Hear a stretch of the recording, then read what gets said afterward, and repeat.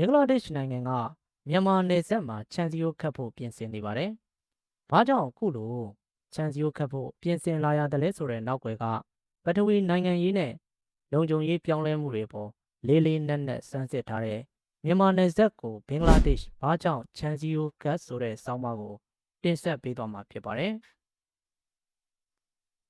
ဘင်္ဂလားဒေ့ရှ်ပြည်ထောင်ရေးဝန်ကြီးဆာလာဟတ်ဒင်အာမတ်ကမြန်မာနိုင်ငံနဲ့ထိစပ်နေတဲ့ကီလိုမီတာ280ရှည်လျားတဲ့နယ်စပ်တစ်လျှောက်မှာ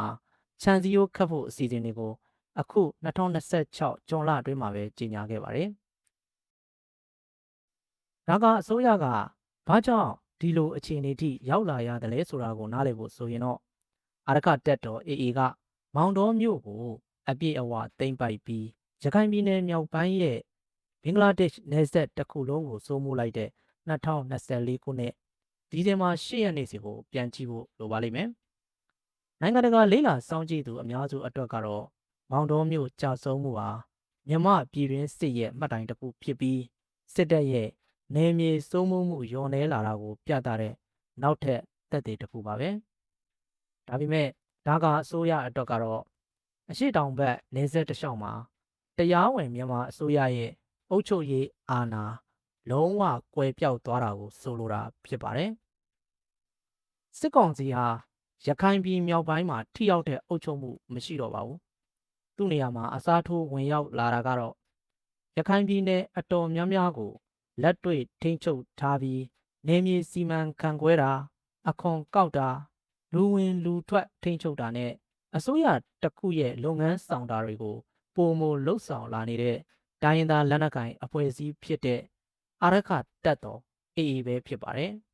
။ဒီလိုအပြောင်းလဲဟာဘင်္ဂလားဒေ့ရှ်ရဲ့နယ်စပ်လုံခြုံရေးပတ်ဝန်းကျင်ကိုပြောင်းပြန်လှန်ပစ်လိုက်ပြီးအရင်ကနယ်စပ်ကိုစီမံခန့်ခွဲခဲ့တဲ့အဆောက်အုံတွေရဲ့အားနည်းချက်တွေကိုလည်းပေါ်ထုတ်ပြသလိုက်တာဖြစ်ပါတယ်။ဒါကအစိုးရရင်ဆိုင်နေရတဲ့အဓိကပြဿနာကတော့ကြီးမားလာတဲ့ဖွဲ့စည်းပုံဆိုင်ရာမမျှတမှုပဲဖြစ်ပါတယ်။မြန်မာအစိုးရဟာ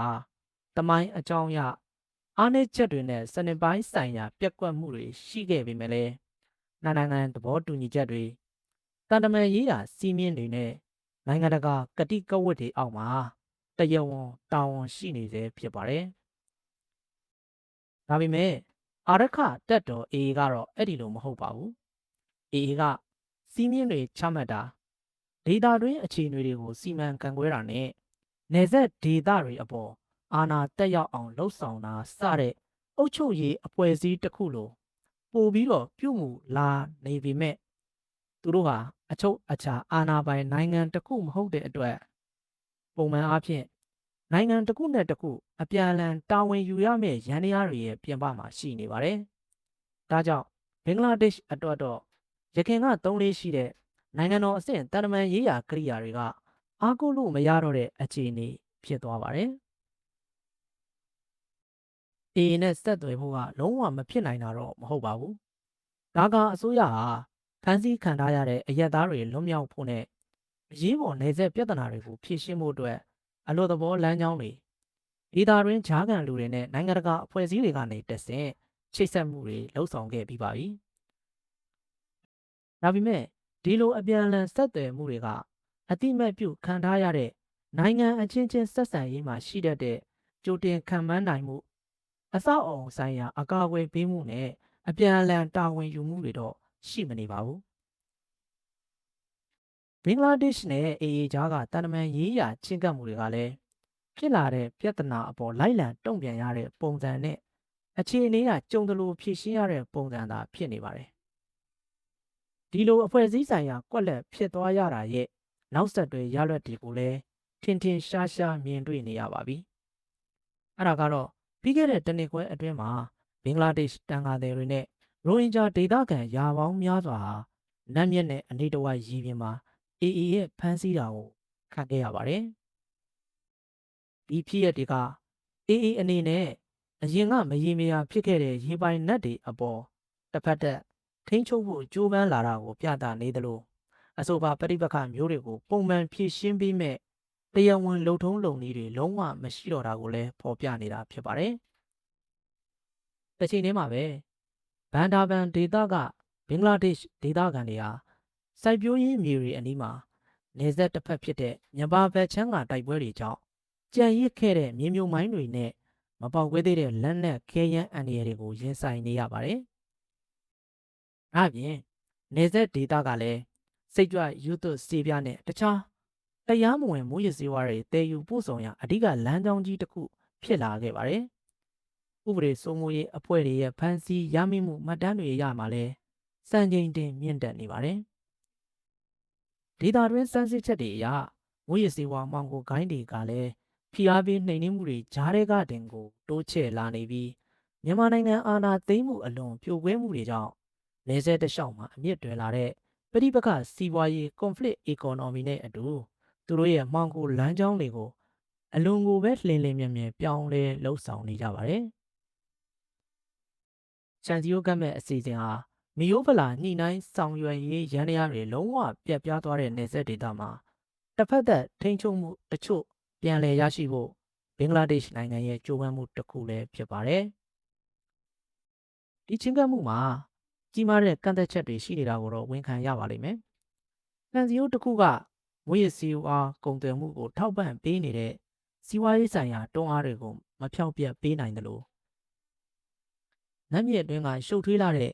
ရေပိုင်နက်အငင်းပွားမှုတွေကိုလည်းမဖြေရှင်းနိုင်ပါဘူး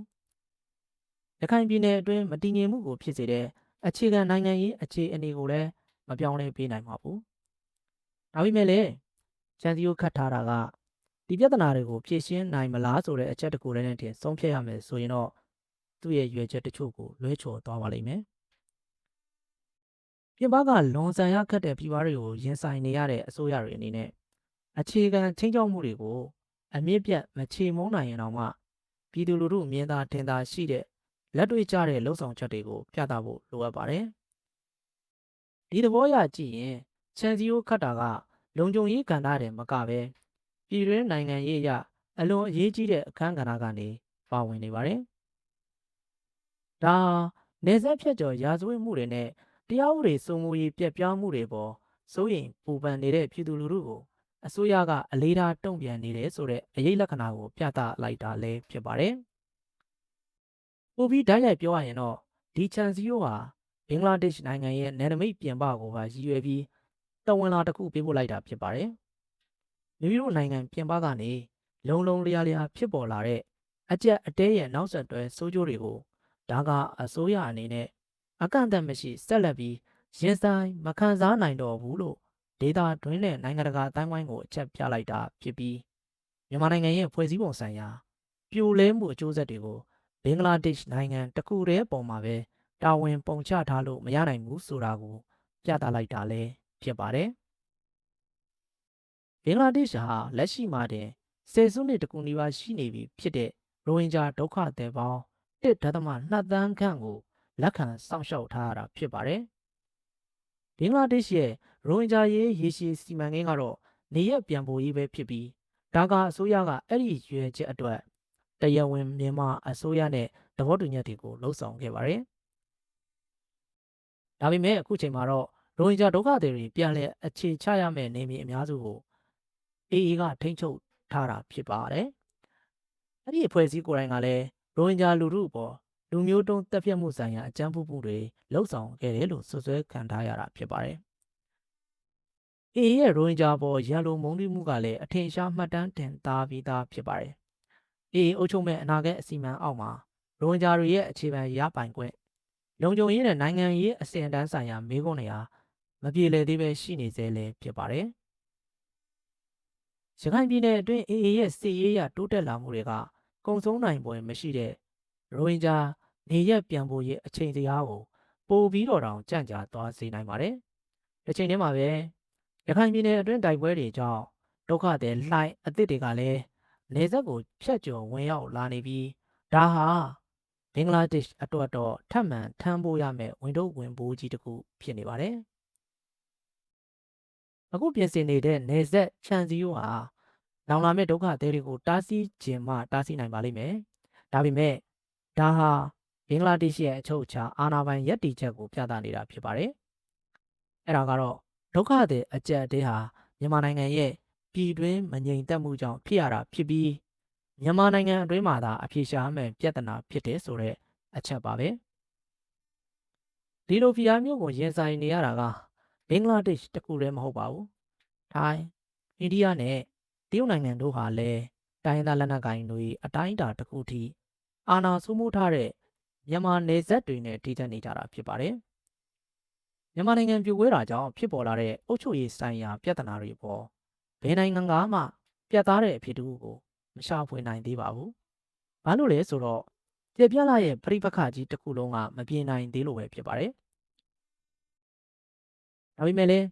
ဘင်္ဂလားဒေ့ရှ်ရဲ့အခြေအနေကတော့ပို့ပြီးတော့ထူးခြားလာနေပါတယ်။ထိရောက်တဲ့နိုင်ငံတော်အာဏာလုံးဝပြိုလဲသွားတဲ့နေဆက်ကိုစီမံခန့်ခွဲနေရချိန်မှာပဲဒုက္ခတဲ့တသန်းကျော်ကိုပါလက်ခံထားရတာကတခြားအိမ်နီးချင်းနိုင်ငံတွေမကြုံတွေ့ရတဲ့လူသားချင်းစာနာထောက်ထားမှုဆိုင်ရာရောလုံခြုံရေးဆိုင်ရာပါနှစ်ထပ်ကွမ်းအကျက်အတဲကြီးကိုဖြစ်ပေါ်စေပါတယ်။ဆုံးသက်မှာတော့ဘင်္ဂလားဒေ့ရှ်ရဲ့ခြံစည်းရိုးခတ်ဖို့လှုံ့ဆော်လာမှုဟာ